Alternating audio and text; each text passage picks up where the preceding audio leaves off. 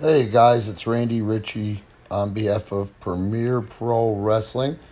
This is Native American Wrestlers You Should Know, and today we're going to talk about Chief Jules Strongbow. Chief Jules Strongbow. Francis Huntington was born November 29th, 1952. He is an American retired professional wrestler, best known for his appearances with the World Wrestling Federation in the early 80s under the ring name Jules Strongbow.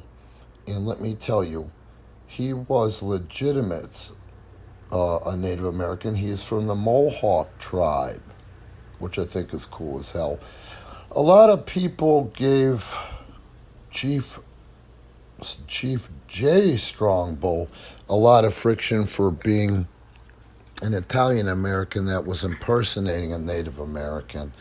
But one of the most famous characters, Native American characters, was this huge push they had in the 70s to fight pollution in general.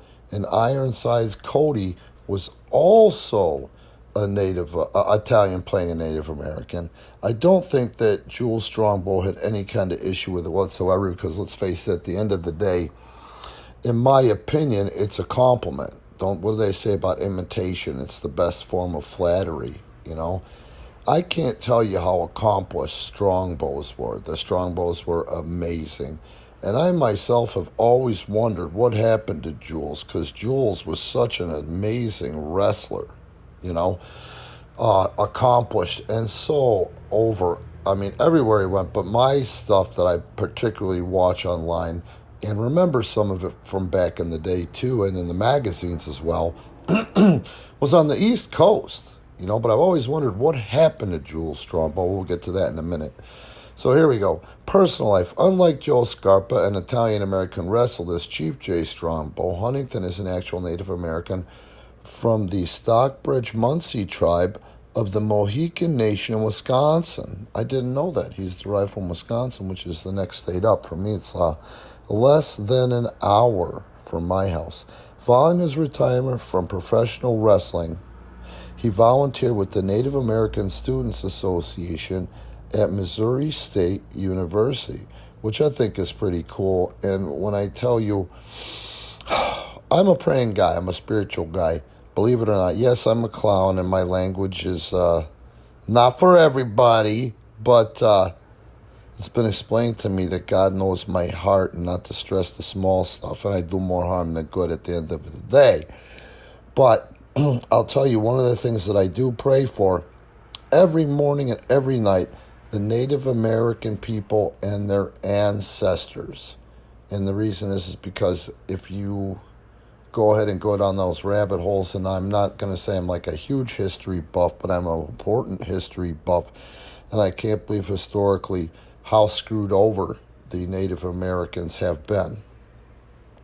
And all it takes is to read a book like I read, and I read this book 4 times, Black Elk Speaks, who was an Oglala Sioux medicine man, which is like the doctor but also the pastor for the tribe.